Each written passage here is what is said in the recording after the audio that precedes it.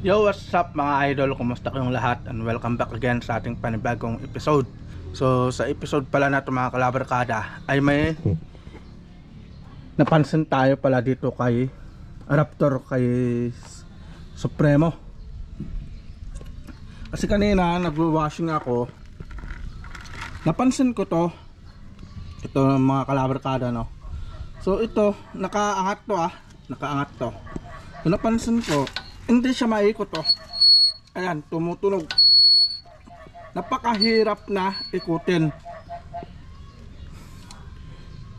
So titignan natin dito sa sa handbrake. Wala oh. So nag-stack up siya. So nag-stack up tong preno dito sa harap. Buti na lang mga kalabarkada, no, kasi sakto nagwa-washing kasi ako. Iniikot ko kasi, nililinisan ko lahat yan. So doon ko napansin na nung iikutin ko sana, ito na yung nangyari. Stuck up siya. So ang ginawa ko, ito ibalik lang natin. Ito lang natin ng konti para umikot siya. Ayan, umikot siya, no. Subukan natin pindutin tong brake, handbrake nya. Tapos ikutin natin, wala na, stuck up. So ang mangyayari ngayon, babiyahe tayo papunta dun sa Guanson para tingin natin to, pa-check up natin at ipaayos na rin natin mga kalabarkada, no. Siyempre ipapaayos na rin natin kasi sira nga siya, diba? So ito pala yung update natin dito kay Raptor. So babiyahe tayo ngayon papunta sa Bulinaw. Kasi hindi natin siya pwedeng hayaan na ganito na lang Hindi ko rin alam kung ano yung nangyari dito na nagkaganyan. Hindi naman kasi natin pwedeng baklasin pa to kasi may warranty pa to mga kalabarkada, no? Kaya anong tawag dito, ipapaubaya muna natin sa mga kasa talaga, sa maintenance talaga. Kasi hindi naman natin pwede pang daily pag ganito, di ba? So gagamitin natin si Raptor papunta sa Bulinaw, pero hindi na natin gagamitin tong handbrake. Hindi muna natin siya gagamitin para maibiyahe natin siya sa Bulinaw. Pero dito sa likod, okay naman siya. Freewheeling siya, okay na okay siya. Sa harapan lang talaga mga kalabarkada. So yun ang magiging vlog natin para malaman natin kung ano yung dahilan kung bakit nagkaganyan o nag-stack up yung preno sa harapan. Alright, so kita kasi tayo mamaya mga kalabarkada, no? Dahil ang oras natin ay 11:05 ng umaga. So pagkatapos natin kumain ng tanghalian, aalis agad tayo para maipunta natin si Raptor sa Bulinaw, sa kasa. Alright, so kita kasi tayo mamaya mga kalabarkada.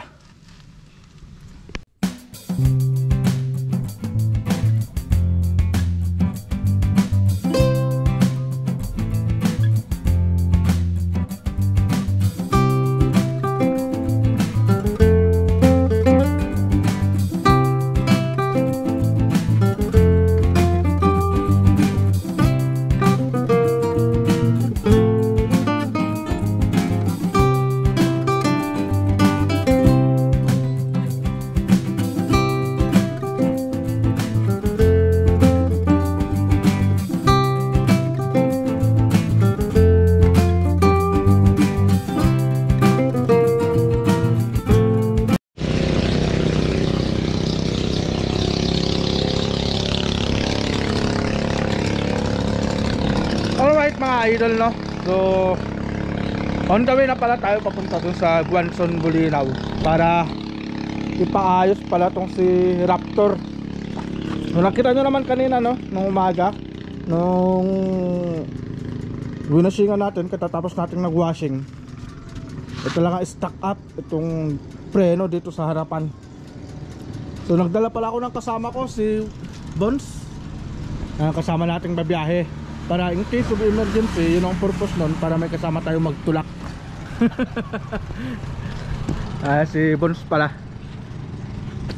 Tapos siguro papacheck up na rin natin pati dun sa likod, mga kalabarkada, para naman hindi na magaya dito sa harapan. Kasi hindi ko rin alam kung ano yung naging dahilan kung bakit nag-stack up. Pero sa tingin ko siguro may something na nangyari dun sa loob, no? Kasi hindi naman magkakaganyan kung anong tawag doon, kung walang nasira sa loob. Kasi kompleto naman, may spring, kompleto naman lahat. So yun ang papa-check up natin. Alright, so ang oras pala natin saktong 1:00. So titignan natin kung makahabol tayo dun sa Guanson, kasi may oras kasi yung mekaniko dun. So yun ang hahabulin natin. Alright, so kita-kits tayo mamaya sa Guanson, mga kalabarkada na.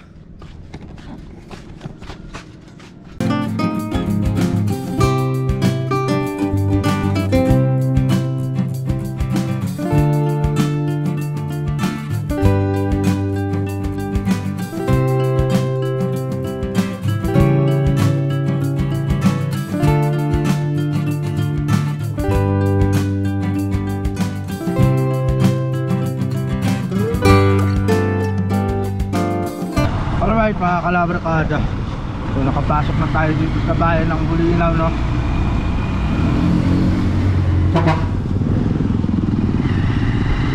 At papunta na rin tayo dun sa Guanson.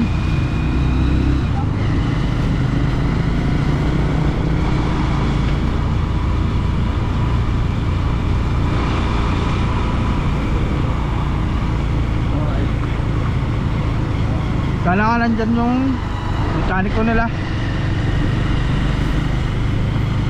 Alright,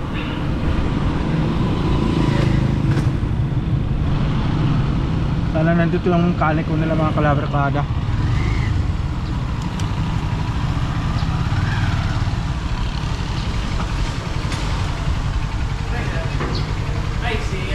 Wala siya, sir. Nasaan? Baka Sabado, ano pa siya? Ay patay, wala maintenance ngayon. Bakit na ba ipapagay, sir? Stock up. Ha? Nag-stock up. Yung Preno. Preno? Oo.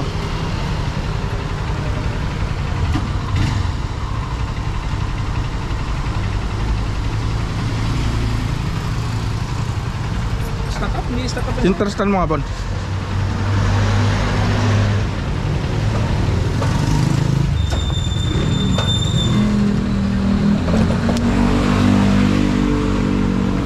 Stock up, iikutin mo.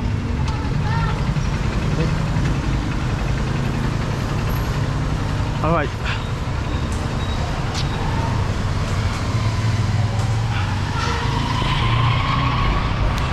Alright, mga kalabarkada, so nandito na tayo sa Guanson.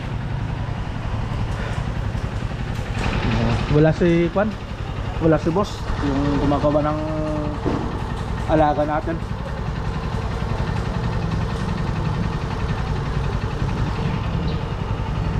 Ayaw maikot eh.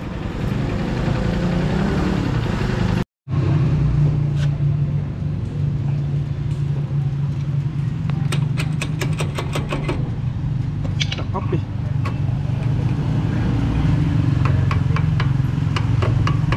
Hindi niya nagagamit, sir. Ha? Hindi niya nagagamit.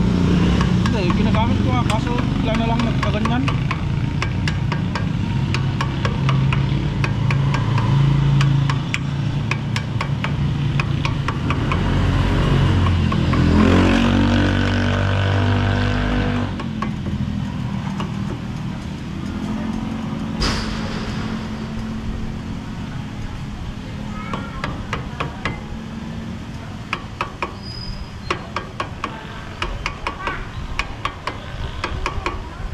Ano ba yung naging dahilan ba't nagkaganyan?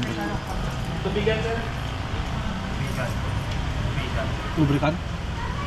Ah, yung naisalang ng kwan, ng tag-ulan. Siguro.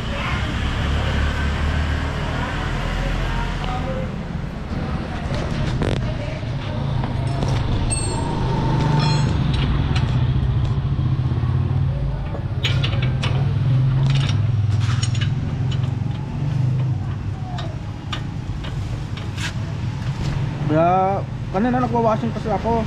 Hindi ko pa natatapos tong kang dito pa lang ako. Sabi ko ikutin ko. Ayaw na maikot. Natubigan yan sir. Ha? Natubigan po. Natubigan? Hindi naman maiwasan yun pag ganito yung tagbulan, diba?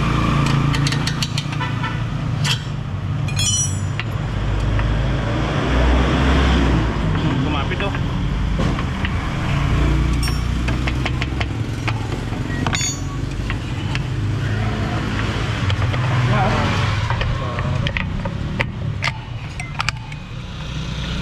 Alright.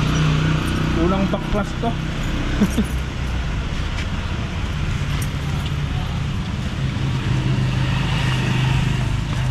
Yari.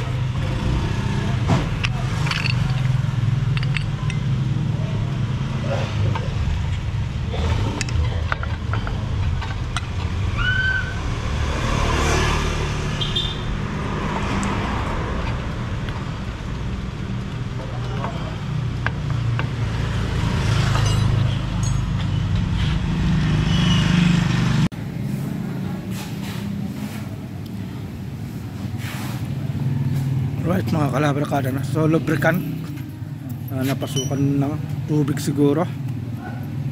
Kaya nag-stack up yung sako na bas. Yes sir. Sir, pag-isiksik na sir. Stack up. Yung tornilyo sir.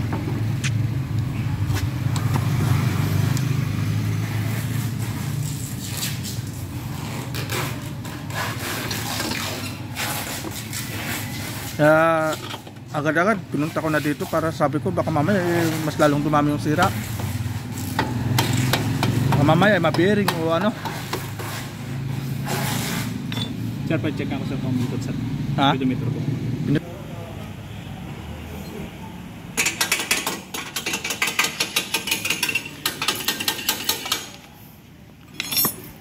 Sabihin hindi siya pasok. Ay, gusto pa ito eh.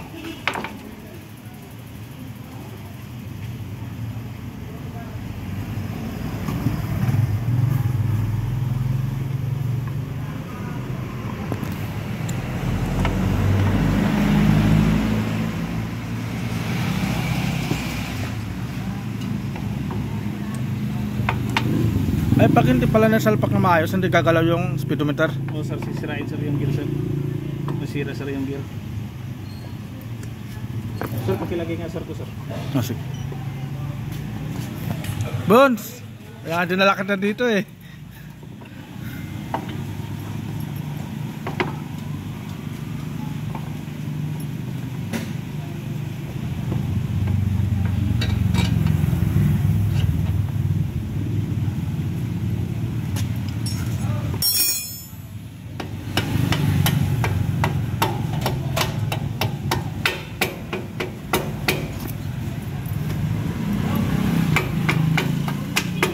Sir, pa-check ako sa speedometer sir. Sige.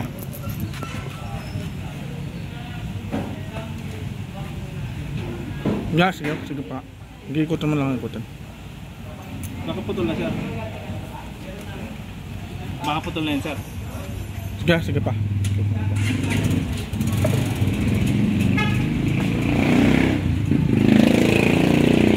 Yun. Gumagalaw.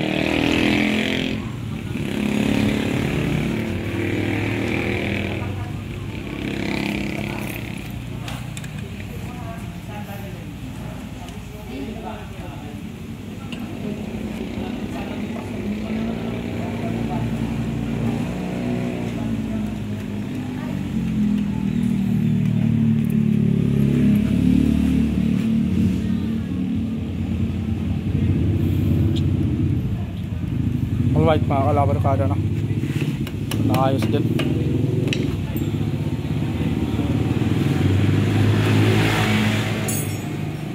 I-off pala niya. Hindi sir, birthday niya sir kahapon sir. Birthday niya kapon? Ay patay. Mayang over pa yan. Ay, di uminom yan sir. Ay hindi uminom. Sorry, parehas kami dito sa hindi uminom. Oh, shout out pala kayo boss. Happy birthday. Aris. Batiin mo nga boss. Happy birthday sa'yo, Aris Quibral Olermo. Pasok ka na daw. Di baling wag ka nang malasing, basta lasingin mo lang kami. Yun lang. Belated na pala kasi kahapon.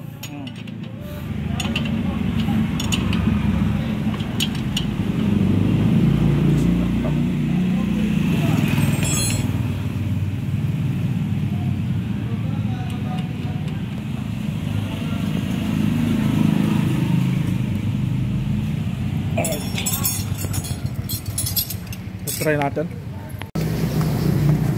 Nga, bas pakiikot nga.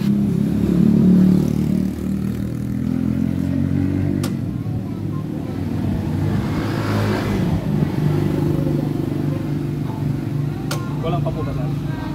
Walang pa po. Hindi naman.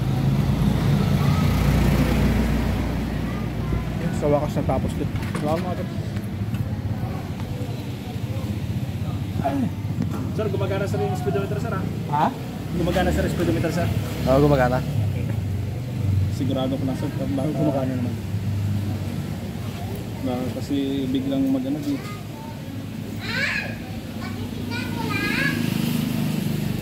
Yan po. Tapos din yung pinagawa natin. So, na-stack up pala to. Gawa nga nung napapasukan ng tubig. Walang na siya sa lubricant.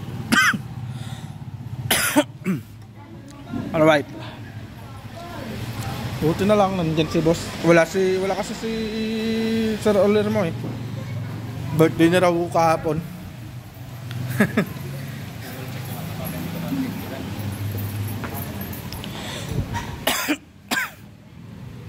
Yun. Boss ha? Yun. Thank you ah. Yun, alright mga kalabarkadas. Natapos din tayong paggawa ng dito kay Raptor no. At napahinto lang kami ni Bones. Gawa nga ng ulan. Medyo tumigil na rin yung ulan. So alas na rin tayo. Yun yung naging findings no. Stack up yung sa may crate. Gawa nung napasukan ng tubig, tapos kailangan na talagang i-lubricant. Ayos ka lang dyan, Vance? Hala magana. Right, so papawin na rin tayo na. At testingin natin tong si Raptor. Kasi yung dati maingay. Ngayon titestingin natin.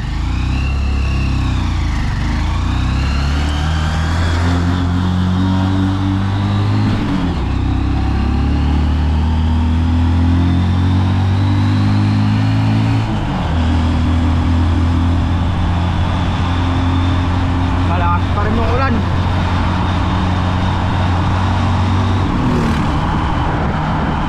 Saan tayo dito, Bons?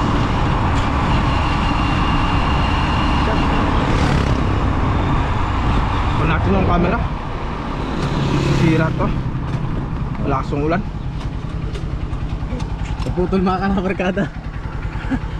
Hindi pwedeng isabak tong camera. So update na lang tayo mamaya pagdating sa bahay. Yo, what's up mga idol? So update pala tayo. At andito na tayo sa bahay. Nairating na natin tong si Raptor no. So yun pala yung cause kung bakit siya nag-stack up. Dahil ito dito sa, hindi ko alam kung anong tawag dito eh. Itong part na to, yung sa loob pala mga kalabarkada, itong pin na to no, yung pin na to, yan yung nag-stack up. So nangyari, kinalawang dun sa loob. Tapos ang ginawa kasi ang ginawa nila, nilagyan ng langis tapos nilaro nila yung itong pin na to. So yun yung naging cause ng pag-stack up niya. So ang sabi, baka hindi ko raw ginagamit. Pero everyday naman, halos araw-araw ginagamit ko tong si Raptor.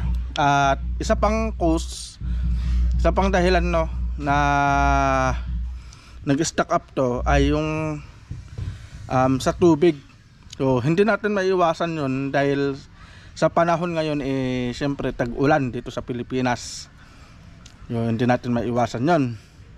So pinakamaganda talaga everyday o bago gamitin i-check up muna natin yung mga motor natin. So wala tayong napala dahil nagwashing tayo kanina. Ito yung kinalabasan, madumi na naman. Pero okay lang yun dahil at least importante na ipunta natin agad-agad no si Raptor para maayos, kasi pag pinabayaan natin na ganon, baka mas lalong dadami yung sira. So yun yung update dito kay Raptor at kung ano yung naging dahilan. So bago tayo magpatuloy, gusto ko muna mag shoutout kasi ang dami na nating na-miss na mga gusto magpa shoutout sa atin. So gusto ko lang i-shoutout si Idol Berry Random, na sabi niya sarap talaga magwaswas o mag top speed pag ganyan na malakas ang motor. Tapos shoutout din pala kay Jace YouTube na nagtatanong kung kada anong kilometers ba ako nagpapa-change oil. So every 1,000 kilometers idol, nagpapa-change oil ako lagi. At shoutout din kay Lovely Archery. Boss, ano bang model yan? TMX 150. So model 2023. Ang sabi nila 3rd gen, tapos yung iba naman ang sabi nila 4th gen. Hindi natin alam, pero para sa tingin ko parang 3rd gen to Tapos shoutout din pala sa idol natin si Rapi Spearfishing. Ayun, shoutout sa iyo idol. At kay Sir Legendary na nagtatanong kung anong size ng sprocket natin. So ang size pala ng sprocket natin ay 1443. 14 sa harap tapos 43 sa likod. So sa mga gusto magpa-shoutout mga kalabarkada no, so yun lang yung shoutout natin. At kung gusto nyo magpa-shoutout, comment lang kayo sa baba. At kung may katanungan kayo about dito about sa Raptor o sa Honda Supremo, i-comment nyo lang sa baba para sakaling masagot natin yung mga katanungan na yan. So yun lang yung magiging vlog natin ngayong araw. So abangan nyo pa yung ibang update natin dito kay Raptor. At ito yung unang-unang naging sira ni Raptor mga kalabarkada na. Pero okay naman na kasi naipaayos na natin. So wala palang siningil sa atin no. So yung ginawa ko nagbigay na lang ako dun sa mekaniko na gumawa dito sa kay Raptor dun sa Guanson. So alagang Guanson to mga kalabarkada. So yun lang yung vlog natin mga kalabarkada no. So see you po sa next na vlog natin.